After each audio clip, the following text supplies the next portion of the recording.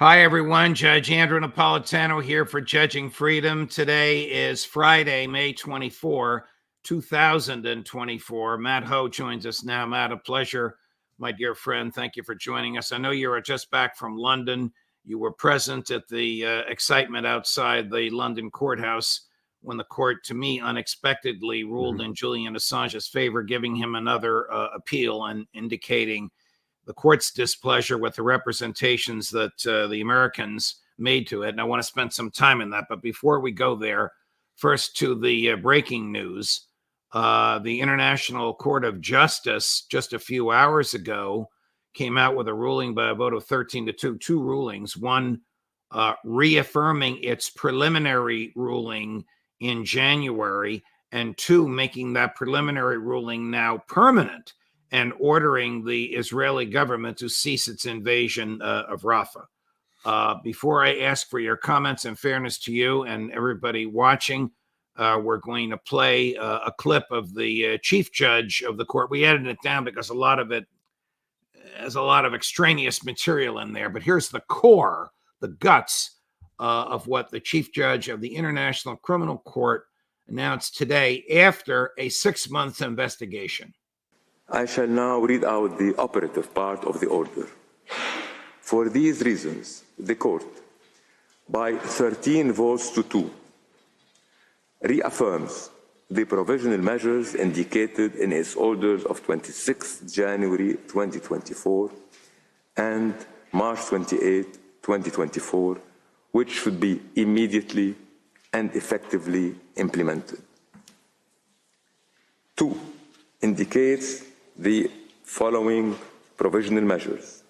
The State of Israel shall, in conformity with its obligations under the Convention on the Prevention and Punishment of the Crime of Genocide, and in view of the worsening conditions of life faced by civilians in the Rafah Governorate, A, by 13 votes to 2, immediately halt its military offensive and any other action in the Rafah Governorate which may inflict on the Palestinian group in Gaza conditions of life that would bring about its physical destruction in whole or in part.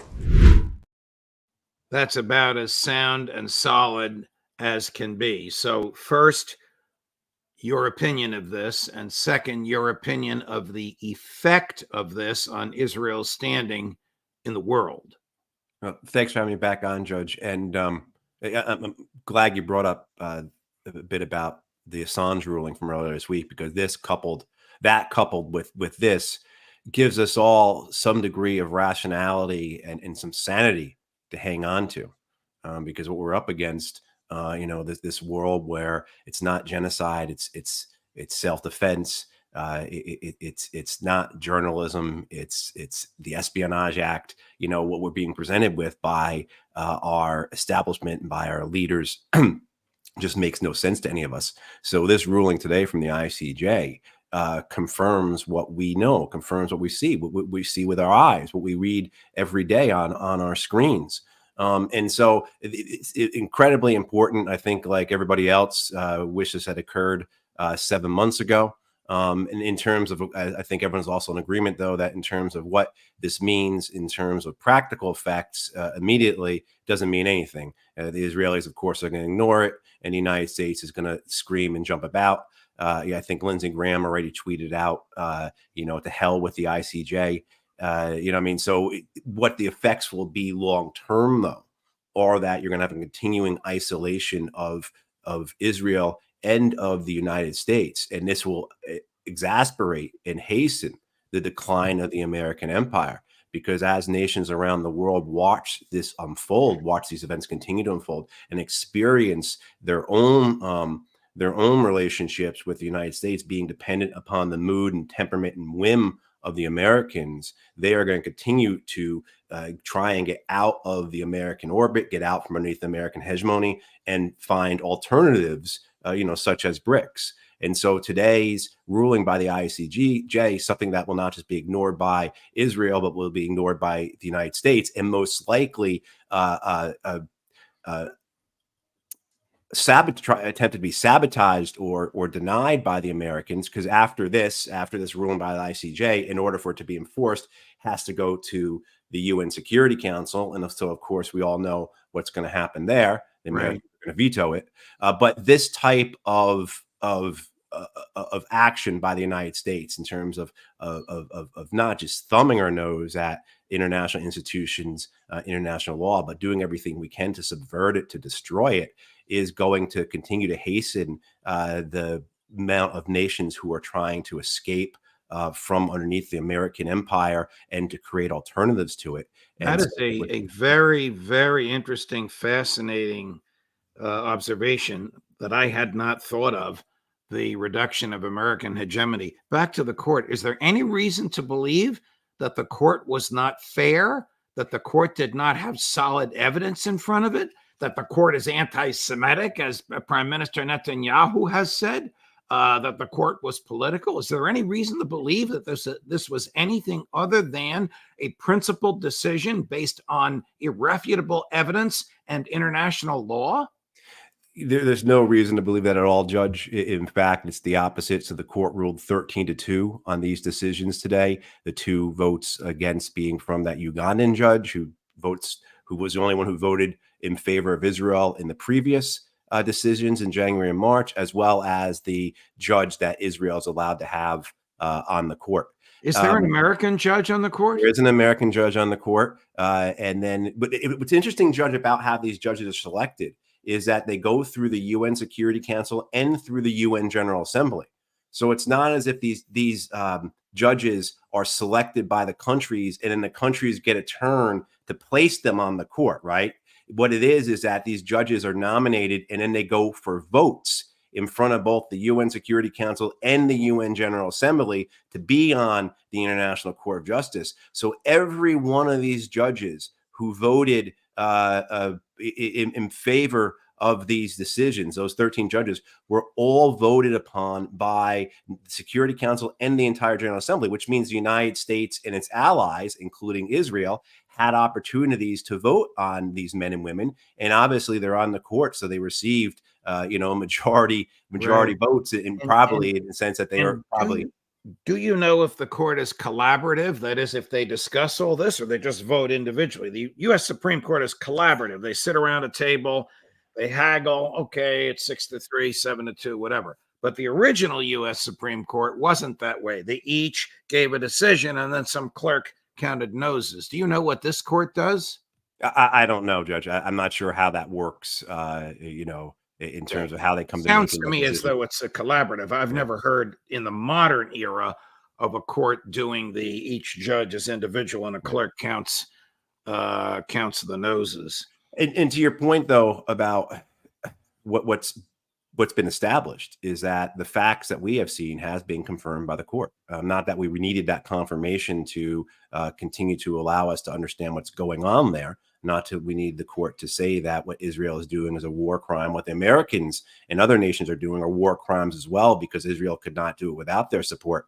But also, too, if when you listen to the chief judge there, when he lays out the order, at the end, he speaks using the words of the Genocide Act. In terms, so again, we're brought back to this decision that will come from this court about whether or not formally, legally, out of the highest court on the planet, basically, Israel is conducting a genocide. And so everything we're seeing is continuing to confirm that legally Israel is doing this and should be held accountable, as well as all the nations, including the United States, that are allowing this to happen, that not just allowing it to happen, making sure it is happening. And of course, that's a legal decision or legal defining of what's going on there. And of course, as we all know, what's taking place anyway, it's genocide, it's ethnic cleansing, it's an organized murder for collective punishment, etc. Now, I know it's another court, the International Criminal Court, the ICC, but what happens if the 3-judge panel of that court authorizes the filing of the indictments against Prime Minister Netanyahu and Defense Minister Gallant and the 3 Hamas people, and issues arrest warrants for them? Does Israel become even more isolated? Well, not just Israel, Judge. It's us as Americans. We fall into a deeper crisis here because with this order from the ICJ today, Israel is in clear violation of international law. The first order from the court back in January was essentially don't commit genocide. The second order was you have to allow humanitarian aid in. And now this order is very clear. Stop your military operations. Israel's not going to do that. They are clearly in violation of international law. They are carrying out war crimes, crimes against humanity, against a protected population. Now, what you have with the ICC now is a designation or soon to be designation of Benjamin Netanyahu and Yoav Gallant as war criminals, as individuals. And so this crisis we have in the United States is vast, and it is expanding in the sense that we are, of course, as I mentioned before, carrying out this genocide hand in glove with Israel. We're doing everything other than pulling the triggers. And we are now at the point where we're about to see the United States Congress welcome to a joint session Benjamin Netanyahu, who may be under an arrest warrant from the ICC. So as the United States of America, with all the other issues we have, coupled with this or with anything else you want to bring in, who are we as a people? Who are we as a nation? And where are we going forward? And when you start to extrapolate on that, of course, none of us likes the answer we get. Before we get to your experiences in London with Julian Assange, one of our colleagues, Larry Johnson, has a short but very powerful piece out this morning on his website, which basically says, no matter what the U.S. does to arm Ukraine, there is no, emphasis, no path to victory. Judge, Isn't I had that a view held by all rational observers who are not neocons in the Biden administration? And rational is the key phrase there, Judge. I had that same thought today. I hadn't read Larry's piece yet, but I've certainly read the Reuters reporting from today about how Russia continues to offer ceasefire proposals. At the same time, you're reading articles about how Tony Blinken is leading the charge for an escalation of the war in Ukraine in Washington, D.C., arguing that we should be giving weapons that the Ukrainians can then utilize to strike deep into Russia. How that brings about an end to the war I don't know. It's not rational. It makes no sense. It's not going to cause the Russians to quit. It's not going to force them to go to the negotiating table. They already want to go to the negotiating table, and it's not going to do anything to strengthen Ukraine's hand. All it's going to do is allow the Russians to escalate the war even further. You know, when I was in London, I attended the Assange hearing, but I also attended a conference at the House of Lords, and myself and several others spoke. Don't tell me you were forced to listen to Lord David Cameron. No, but there were a couple there, Judge, that were just as bad, if not worse. And, you know, just to go just for the record, Cameron is the former prime minister and now the British defense minister. Go ahead, please. Right. So I spoke at this panel was in front of about 120 business leaders and members of parliament. And the panel was united in that opinion that you just offered, Judge, that this war is unwinnable. And including we had a gentleman on the panel who had been the head of the Royal Navy and then had gone on to become the head of the British intelligence services. Ooh. His name says the war is unwinnable. And he says the war is unwinnable. He starts off his discussion by saying, look, I've been a part of this. I was involved in all this, and NATO is the problem here. And what he's greeted with is that irrationality, right? So it's not me who's saying this. It's not, you know, the other Americans who are on the panel who showed up in London. These people don't know who we are, but this is one of them. He's a member of the House of Lords, actually. And they refuse to listen to his words. Why would he be making this up? Why would he be saying something so unpopular, right, so against the narrative of the nation that he served for so long if he didn't believe it? And this is the problem we run up against, is this irrationality, right? This exuberance for war, for romanticism, or maybe it's the greed for it, the lust for it, the idea that somehow this is going to bring about profit and power. You know what I mean? But anyway, it's this, however you come to it, it's an idiocy that is incredibly dangerous. And it's now at the point where you can read an article like I did today, talking about how Russia is asking for a ceasefire, and then read another article talking about how the American Secretary of State is arguing for escalating the war by attacking targets deeper into Russia using American weapons to kill Russian soldiers and presumably also Russian civilians. And the madness of it, right? And so this idea of rationality is completely upended. And so we are at this point now, Judge, where what is the point of all this? Where do they think this is going to go? And I haven't read Larry's piece, but I imagine that's what he's getting at. Is that where does this head to? Where can it head to? It can't. We're these men and women act and think as if everything is like we're in Alice in Wonderland, where things are upside down, and that's not the case. And we are heading in a direction that. At what point, if you're the Russians, do you say, okay, enough? We've tried to negotiate for these many years now, and it's come to nothing. And now these NATO nations are continuing to escalate the war. They keep poking us. They keep poking us. We keep losing our young men in this war. Now we have to win it decisively. Because the Russians don't want this thing to go on forever. At what point then do they decisively try and win the war? Right. And what that looks like, I don't think any of us want to see.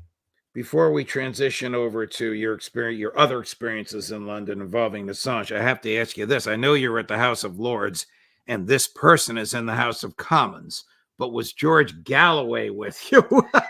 he was George Galloway was not there. I will tell you this, though, something I think everyone will find very exciting, and I'm glad you brought it up, because otherwise I would have forgotten, Judge. But our friend Craig Murray is standing for Parliament with George Galloway's party. Wow. Ambassador Murray, who's been on the show. Yes. Yeah. Oh, that's great to know. Yeah. Great to know. Now, before we start on Assange, I want to play this clip. The videographer is your friend, J.R. Bradbury. And here is Stella Assange, Julian's wife, speaking outside the courthouse. I want to be very clear. Today marks a turning point. We went into court and we sat and heard the United States fumbling through their arguments, trying to paint lipstick on a pig. Well, the judges were not convinced. Everyone can see what's going on here. The United States case is offensive. It offends our democratic principles. It offends our right to know. It is an attack on journalists everywhere. We are relieved as a family that the courts took the right decision today. And as the case goes along, it becomes clearer and clearer to everyone that Julian is in prison for doing good journalism. The Biden administration should distance itself from this shameful prosecution. It should have done so from day one. Now, in that audience was a handsome young man, photographed also by J.R. Bradbury. Here he is. It must have been a very exciting moment. And I have to correct myself. One of our viewers reminded me, David Cameron is the foreign minister, not the defense minister. I have made this, I don't even know the Brits have a defense minister, but whatever. I've made this mistake a few times. I apologize for it. So was everyone surprised that the court summarily rejected the American representations? They really blew it.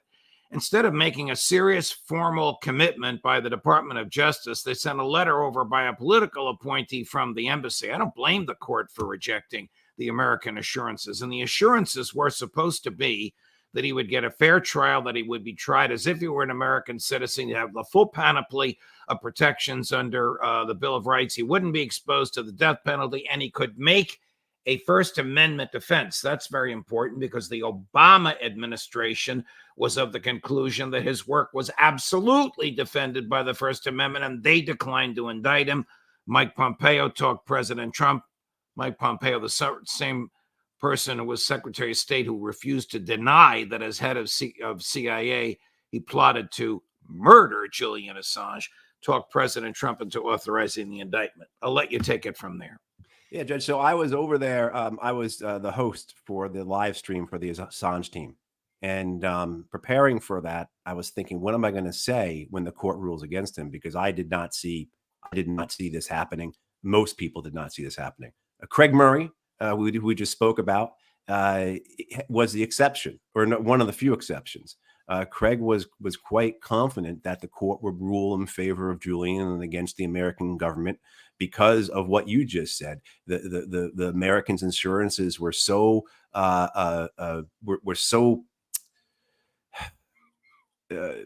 amateurish. Tepid. Yes. Yeah, it seemed. I mean, you read these, Judge, and it's almost as if they realized that these were due at 4 o'clock and it was 3:30 p.m.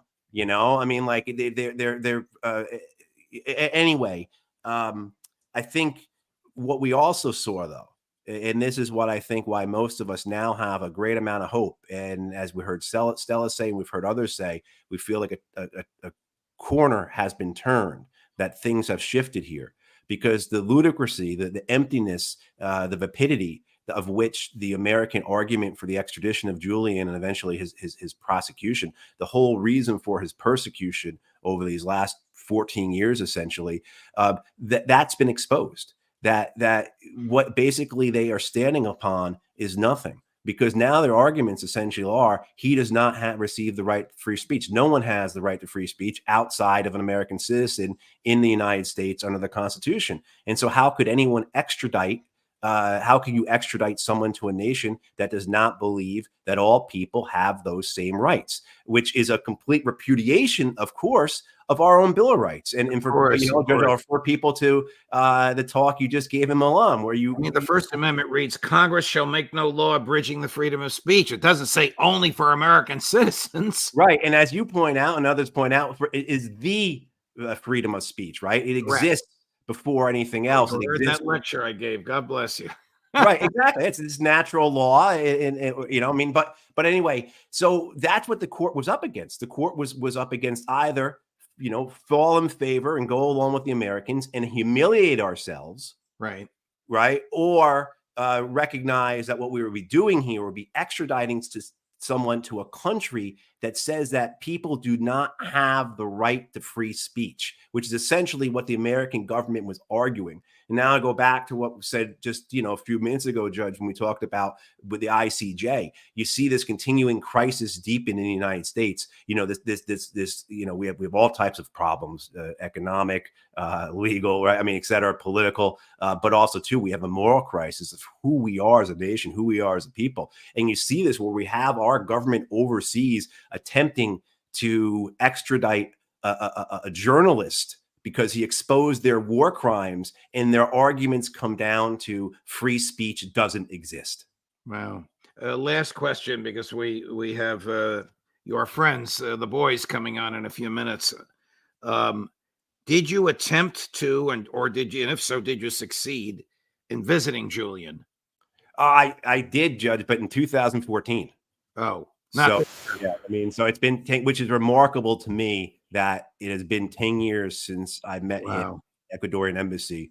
I mean, the only thing greater than that kind of improbability that's been 10 years is the cruelty of all this, right? The suffering that he's endured. And as much as it was so emotional there on Monday, when that announcement was made and people were so overwhelmed with what that meant with that victory, but that was all tempered. It was all, of course, brought back into check by the notion that Julian is still sitting in Belmarsh, and we have no idea how much longer this appeals process is going to take. All right, Matt, thank you for your time. Thank you for your courage. Thank you for all the time you personally give to all these things, and thanks for coming on this afternoon. We'll see you next week. All my best, dear friend. All right, thanks, Judge. Of course. Coming up in 3 minutes, the roundtable. It's the end of the day. It's the end of the week. It's the beginning in America of a long holiday weekend. Ray Johnson and there I go again. Larry Johnson and Ray McGovern, Judge Napolitano for Judging Freedom.